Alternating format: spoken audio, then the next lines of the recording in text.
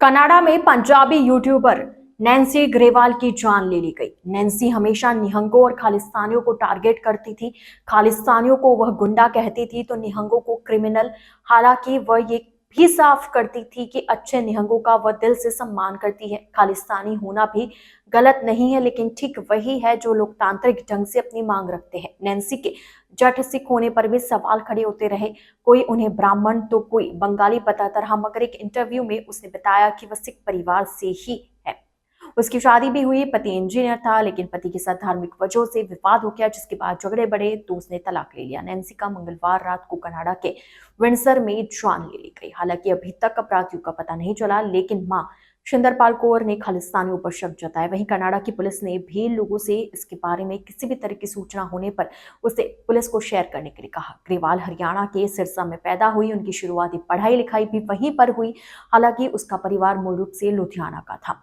सिरसा से पढ़ाई पूरी होने के बाद कुछ समय उसका परिवार लुधियाना में रहा। इसके बाद जालंधर में शिफ्ट हो गए।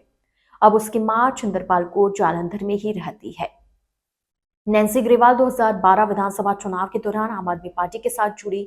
हालांकि वह किसी पद पर नहीं रही, मगर पार्टी की गतिविधियों में सक्रिय रही। 2015 में उसने राजनीति से पूरी तरह से किनारा कर दिया। इसके बाद नर्सिंग की स्टडी के लिए फिर नैन्सी ग्रेवाल कनाडा गई। कनाडा में नर्सिंग के साथ पूरा काम करना शुरू किया। नर्सिंग पूरी होने के बाद वहीं पर फुल टाइम काम किया और उसे कनाडा की नागरिकता मिल गई। अपने एक इंटरव्यू में नैन्सी ने कहा, निहंगों से दुश्मनी होने की बात बताई थी। नैन्सी ग्रेवाल ने बताया कि उसके घर की दीवार तोड़कर एक धार्मिक स्थल ने कब्जा कर लिया था।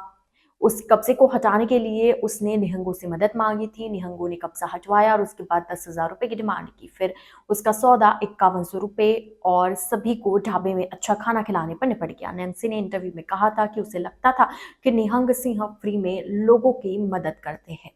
इसके बाद एक निहंग ने सोशल मीडिया पर नैन्सी ग्रेवाल के संबंध में कुछ लिख दिया। नैन्सी ने बताया कि उसके बाद उसने भी सोशल मीडिया से ही जवाब दिया। फिर दूसरे निहंग ने उसके और उसके परिवार के बारे में अभद्र बातें लिखी। बस वहीं से निहंग सिंहों के साथ उसका विवाद चलता रहा।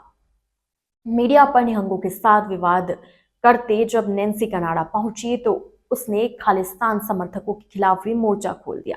वह कहती थी कि जो खालिस्तान समर्थक देश का झंडा फाड़ते हैं और देश विरोधी गतिविधियां करते हैं वो खालिस्तानी हो ही नहीं सकते। खालिस्तान एक पवित्र शब्द है, खालिस्तानी होना गलत नहीं है। नैन्सी ग्रेवाल कहती थी कि उनकी खालिस्तान की मांग है तो लोकतांत्रिक तरीके से अपनी मांग रखे, मगर जो देश का झंडा फाड़ते हैं या फिर गुंडागर्दी करते हैं और महिलाओं का अपमान करते हैं वो दूसरे दर्ज के खालिस्तान समर्थक हैं। नैन्सी कहती थी कि उसे परिवार ने कई बार रोका, लेकिन वह नहीं रुकी। उसने एक इंटरव्यू में खुद कहा कि अब तो उसकी मां भी बोलकर थक गई है। मां को पता है कि ये जिद्दी है, नहीं मानेगी। नैन्सी ग्रेवाल खालिस्तान समर्थक गुरपतवंत सिंह पन्नू को लेकर खूब बोलती थी। कनाडा में जब खालिस्तान समर्थक हरदीप सिंह निज्जर की जान ली गई और उसमें भारतीय एजेंसियों के नाम की बात आई तो भी नैन्सी ग्रेवाल ने कनाडा के तत्कालीन प्रधानमंत्री जस्टिस ट्रूडो खालिस्तान समर्थकों को खूब खरी खोटी सुनाई, उनकी खूब आलोचना की थी।